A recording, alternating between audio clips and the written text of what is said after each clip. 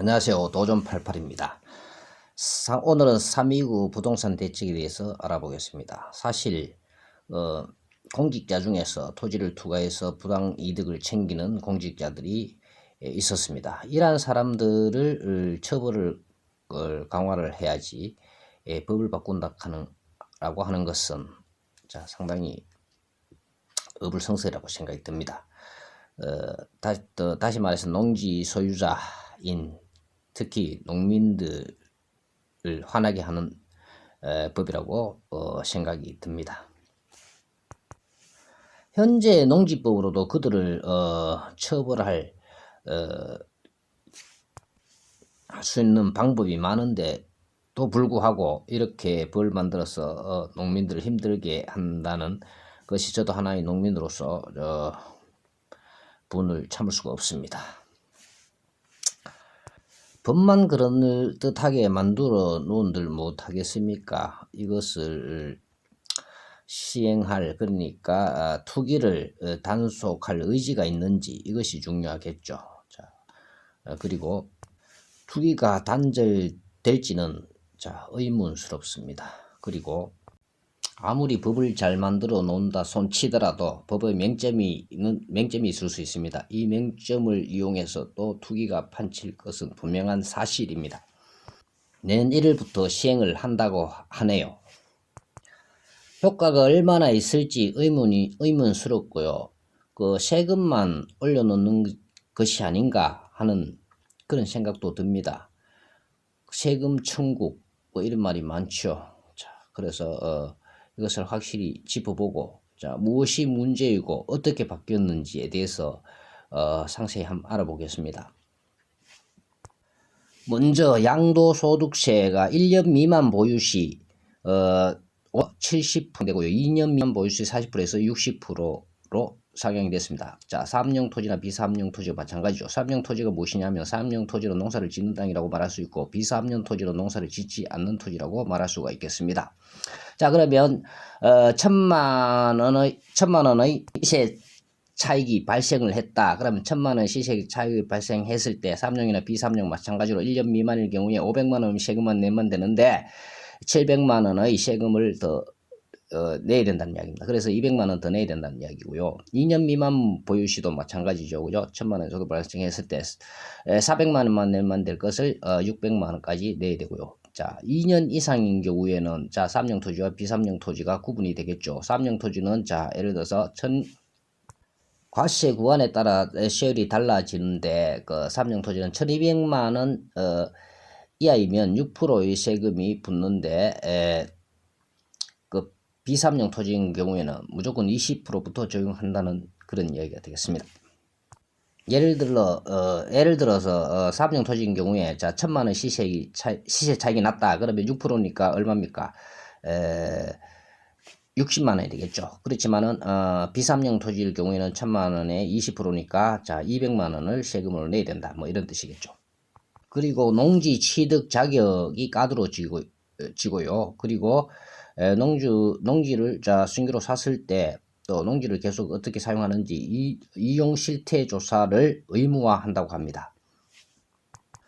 그리고 토지 등 취득 시 자금 조달 투명성 강화라는 것이 있는데요.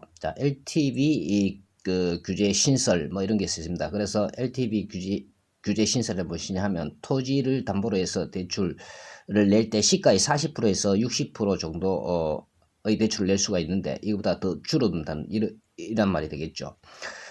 그리고 고액의 토지를 취득 시 자금 조달 계획서를 제출을 의무화하고요. 부동산 거래 분석원 통보를 해야 된다. 이런 말이 있고요. 대규모 택지 조성 시 발표 이전 일정 기간 이내에 토지 거래에 대해서 자금 조달 계획서 조사가 있습니다. 그리고 8번째 부동산 거래 분석 전담 조직을 출범해서 부동산 어떻게 하느냐 하면 부동산 시장의 이상 가격 모니터링에다가 시장 교란 행위 분석 조사를 하고요. 그리고 행정부 공공기관, 그 민간 전문의 인력을 채용해서 시장 교란 행위에 대응하기 위해서 개인금융 및 과세정보 등을 조회한다. 9번째, 상시 투기 신고 플러스 내부정보 투기 100일 집중 단속. 10번째, 최대 10억원 포상금 플러스 자진 신고 시 처벌 감경 확대. 11번째, 공무원, 공공기관 정기적 부동산 거래 조사 및 공표. 12번째, 대규모 택지 지정 시 투기거래 사전조사 실시. 13번째, 기획부동산 상습 투기자 불합리한 지분 쪼개기 등 완전 색출. 기획부동산 사기 거래 차단을 위해 부동산 매매업에 대해 등록제를 도입한다 라고 되어 있네요. 14번째, 부동산 시장 4대 교란 행위에 대한 형사처벌 강화라고 되어 있습니다. 구체적으로 살펴보면, 자, 해제 미신고 현행에서는 10만원에서 300만원 과태료인데 3천만원, 개선된 것은 3천만원의 과태료. 미신고 지연신고 현행에서는 10만원에서 300만원 과태료인데 30만원에서 500만원 과태료. 거래 가격 외 허위신고 취득가액의 2% 과태료에서 개선된 부분에서는 취득가액 5% 과태료. 15번째, 4대 시장 교란 행위 가담자 부동산 시장에서 퇴출. 16번째, 미공개 정보 이용 관련 처벌 대상 확대 및 수위 강화. 17번째, 분양권 불법 전매 시 매수자도 처벌 대상에 포함. 18번째, 부당 이득의 3배에서 5배 환수. 19번째, 토지 투기자의 토지 보상 시 불이익 부여. 20번째, 투기 목적 농지 강제 처분 명령 등이 있습니다. 감사합니다. 도전88이었습니다. 까다로운 규제가 많은 이러한 법이 통과되면 가장 타격을 받는 것은 농지를 보유하고 있는 농민이 될 것입니다.